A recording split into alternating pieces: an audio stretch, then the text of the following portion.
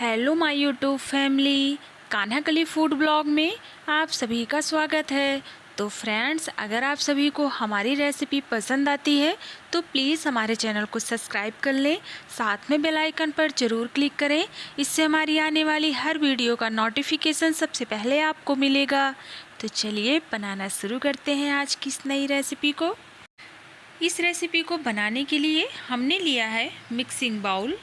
अब हम यहाँ पर ले लेंगे 2 कप मैदा और अब हम फ्लेवर के लिए इसमें ऐड कर देंगे आधा चम्मच अजवाइन। अजवाइन से फ्लेवर अच्छा आता है। तो अब हम इसे हाथों से क्रश करके डालेंगे और फिर हम यहाँ पर ले लेंगे टेस्ट के अकॉर्डिंग नमक। तो हमने यहाँ पर 2 कप मैदे के साथ 1 चम्मच नमक का इस्तेमाल किया है। और फिर हमने यहाँ पर लिया है 2 कप मैदे के साथ 2 कलछी रिफाइंड ऑयल। अगर इसे चम्मच से मेज़रमेंट किया जाए तो 4 चम्मच तेल हमने यहाँ पर लिया है। और इसे डालने के बाद हम हाथों की मदद से इसे बिल्कुल अच्छी तरह से मिक्स कर लेंगे। आपको इसे अच्छे से मिक्स कर लेना है और जब तक ये हल्का मुट्ठी में बंधने ना लगे तब तक आप इसे ऐसे ही मिक्स करते रहेंगे। अगर आपकी मुट्ठी में अच्छी तरह से बाइंड हो रहा है तो समझिए आपका मोयन अच्छा है। अगर नहीं बाइंड हो रहा है तो समझिए कि अभी इसमें ऑयल कम है और थोड़ा ऑयल आप और लीजिएगा। और यहाँ पर आप देख सकते हैं, हमने बाइंड करके देखा तो ये अच्छी तरह से हाथों में बाइंड हो रहा था। और आप देख सकते हैं यहाँ पे हमारा जो मोयन है वो बिल्कुल अच्छा है। तो अब हमें इसमें तेल नहीं लेना है। अब हम इसमें थोड़ा थोड़ा पानी डालकर इसका हम एक सख्त डो तैयार कर लेंगे। जैसे हम समोसे के लिए डो बनाते हैं ना, समोसा हम यहाँ पे नहीं बना रहे हैं, लेकिन जैसे हम उसके लिए डो को तैयार करते हैं ना, ठीक उसी तरह से उतना ही सख्त डो हम तैयार कर लेंगे। तो पानी एक साथ आप बहुत ज़्यादा मत डालिएगा, नहीं तो फिर ये बहुत ज़्यादा सॉफ्ट हो जाएगा। थोड़ा थोड़ा पानी डालिए और इस तरह से हाथों से गूँथते जाइए। तो फाइनली यहाँ पर डो हमारा बनके बिल्कुल तैयार है। तो अब हम इसे ढक के रख देंगे करीब 15 मिनट के लिए साइड में। जब तक डो हमारा सेट हो रहा है तब तक हमने यहाँ पर ले लिया है 150 ग्राम पनीर। पनीर को हम चॉपर पैड पे रख के इसे लंबे लंबे पीसेस में कट कर लेंगे। तो जो आप पनीर का पीस रखिएगा उसे बहुत ज़्यादा पतला मत कट करिएगा, थोड़ा इसे थिक रखिएगा। तो आप यहाँ पर देख सकते हैं कि हम कितने मोटे मोटे पीसेस में कट कर रहे हैं। तो पहले हम इसमें सीधा सीधा कट लगाएंगे कुछ इस तरह से, और थिकनेस इतनी ही रहेगी। सीधे सीधे पीसेस में कट करने के बाद फिर इसे हम फ्लैट करके इसमें एक कट और लगाएंगे और इसे हम 2 भागों में डिवाइड कर देंगे बिल्कुल इस तरह से। तो ठीक इसी तरह से बाकी के पीसेस को भी हम कट कर लेंगे। तो फाइनली यहाँ पे हमने सारे पनीर के पीसेस को कट कर लिया है। तो अब हम इसे रखेंगे साइड में। फिर हमने यहाँ पर लिया है मिक्सिंग बाउल और उसमें हमने लिया है 2 चम्मच बेसन।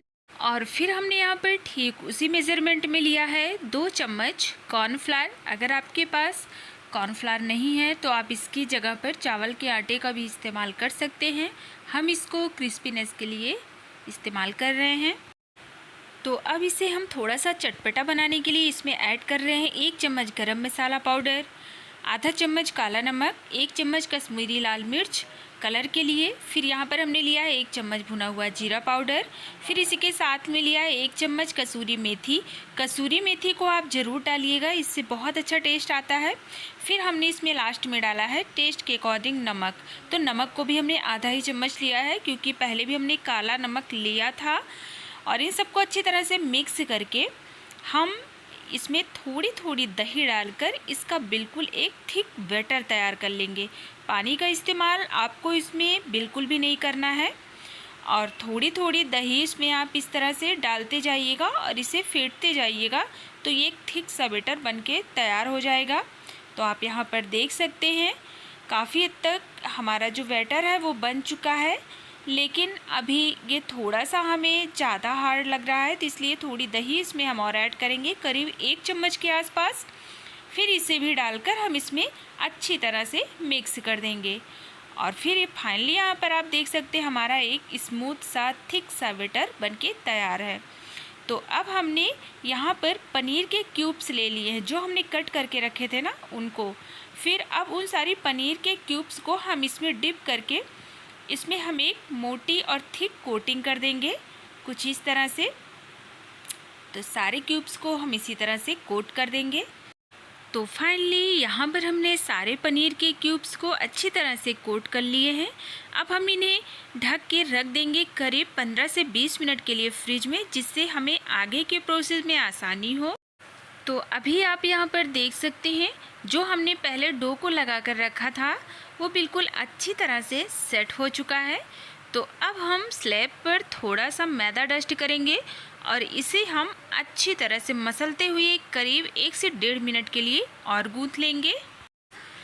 तो यहाँ पर डो हमारा बिल्कुल अच्छी तरह से बन चुका है। अब हम यहाँ चाकू की मदद से इसको 3 भागों में डिवाइड कर देंगे और फिर इस लोई को हम हाथों की मदद से राउंड शेप में घुमाते हुए इसे फ्लैट कर लेंगे और फिर हम इसे खूब पतला बेल लेंगे। जितना पतला आप बेल सकते हैं उतना पतला आप इसे बेलिएगा। जितना पतला आप इसे बेलेंगे उतने पतले इसके धागे कटेंगे और जितने पतले इसके धागे कटेंगे ना उतना ही क्रिस्पी और टेस्टी आपका नाश्ता बनके तैयार होगा। तो आपसे जितना पतला हो सके आप इसे उतना पतला बेलना। तो फाइनली हमने इसे यहाँ पर इतना पतला बेला है कि बिल्कुल जैसे ट्रांसपेरेंट हो। आप यहाँ पर देख सकते हैं बिल्कुल भी थिकनेस नहीं है इसमें। तो अब हम इसे कट कर लेंगे।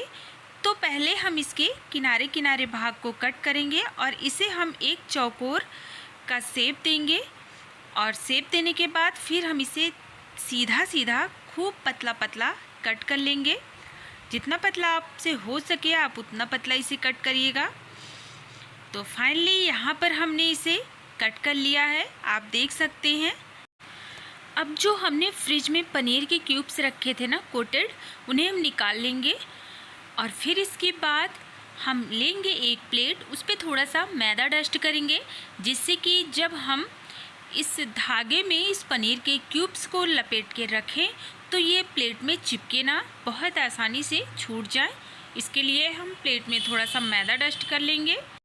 तो अब हम यहाँ पर कोटेड पनीर का एक क्यूब्स लेंगे और उसे हम इस मैदे के धागे पे रखेंगे और फिर इस तरह से हम किनारे से धागों को उठाएंगे और फिर उसमें हम पनीर को लपेटते हुए अच्छे से चले जाएंगे।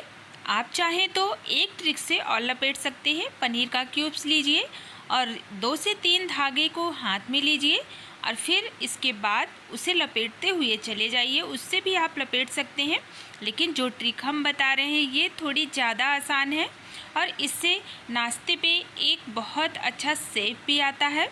ये जो धागे निकल गए हैं ना, आप इन्हें वापस से इसके ऊपर इस तरह से लपेट दीजिएगा। तो इसी तरह से हम सारे पनीर के क्यूब्स को इन मैदे के धागों में लपेट लेंगे और लपेटे हुए इन क्यूब्स को हम इस प्लेट में रख देंगे और फिर दूसरे भी पनीर के क्यूब्स को हम इसी तरह से लपेट लेंगे। ठीक यही प्रोसेस अपनाएंगे। हम फिर से एक पनीर का क्यूब्स लेंगे और धागे के ऊपर रखेंगे, फिर हम धीरे धीरे उन्हें भी लपेटते चले जाएंगे। तो इसी तरह से हम सारे पनीर के क्यूब्स को लपेट लेंगे। तो फाइनली यहाँ पर हमारे सारे पनीर के क्यूब्स धागों से लपेट कर तैयार हैं। तो चलिए अब इसे हम फ्राई करते हैं।